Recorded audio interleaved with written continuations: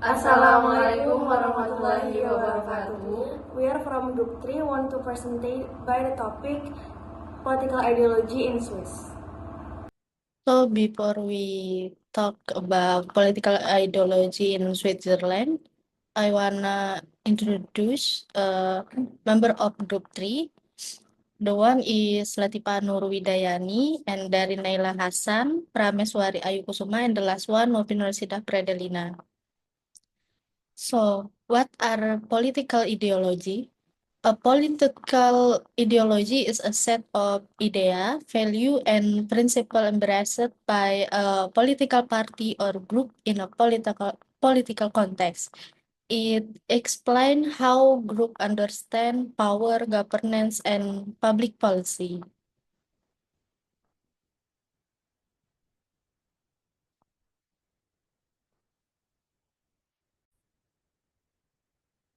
Okay, next.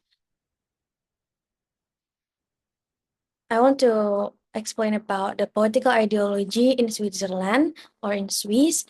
The first one is federalism.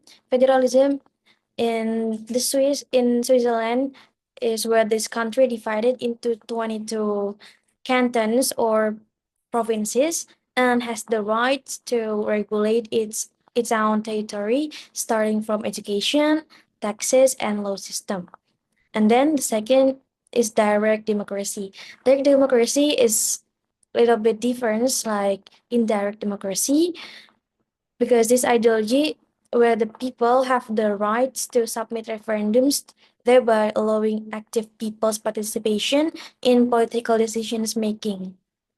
Also, in the political system in the Switzerland is not involved in international military alliance and aimed conflict since 1815, inaugurated at Vienna Congress.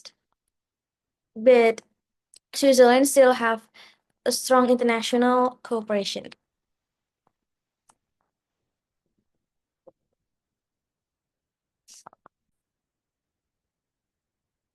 So the next is the weakness and the strengths of Swiss ideology.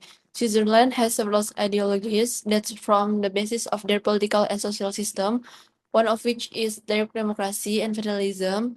And Swiss ideology is widely admired for its ability to create a stable, prosperous, and inclusive society. And Swiss ideology has the weakness and the strengths. So here is the strengths of direct democracy and the strengths of federalism. The strengths of direct democracy is high civic engagement, accountable government, adaptability. So the strengths of federalism is local autonomy, diversity preservation, innovation, and competition. So while Swiss ideology is often prized for its stability and inclusivity, it does have several weaknesses that pose challenge to its effectiveness. So the weakness of direct democracy is time-consuming and expensive. So risks of populism, complexity for citizens, and the weakness is inequality across regions, administrative complexity, and fragmentation. So I will explain the study case about from the Switzerland. The one case is climate protection law rejection referendum in 2021. In the 2021 Switzerland faced a major challenge in the meeting its commitments to the Paris Agreement. The federal government passed an ambitious climate protection law known as the CO2 Act with the aim of significantly reducing carbon emission and supporting the transition to renewable energy. The law includes measures such as carbon tax increase, fossil fuel restriction, and incentives for green energy. However, not all parties agree with this policy. Mm. So the next is referendum process. Opposition groups consisting mainly of rural residents, small business, and some conservative political parties feel that the law is too burdensome. They are concerned that rising tax and energy costs will negatively affect low-income household and transportation dependent sector of the economy. In Switzerland system of the direct democracy, citizens have the right to challenge government decision through a referendum in the managed to collect a signature in this case.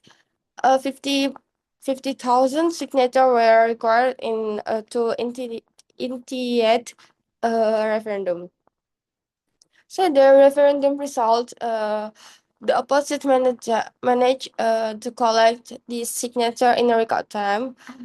The referendum result shows that 51.6% of voters rejects the law.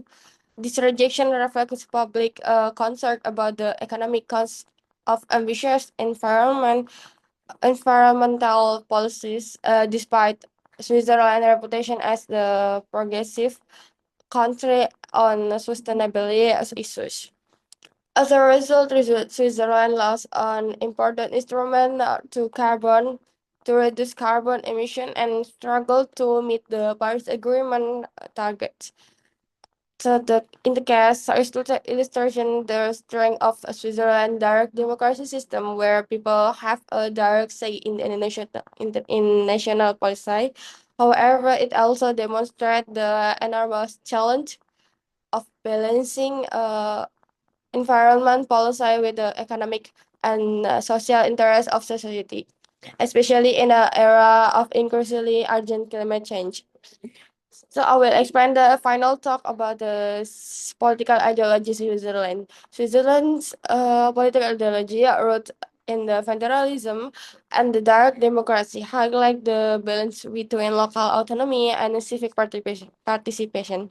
While effective in fostering stability and engagement, challenges like regional inequality and decision-making complexity remain. The climate protection law referendum underscores the next to allegiance policies with the public and economic interest, reflecting Switzerland's adaptive yet complex governance system. Okay, if there's any question, you can ask on the discussion session in my class. And thank you for your attention. Wassalamualaikum warahmatullahi wabarakatuh.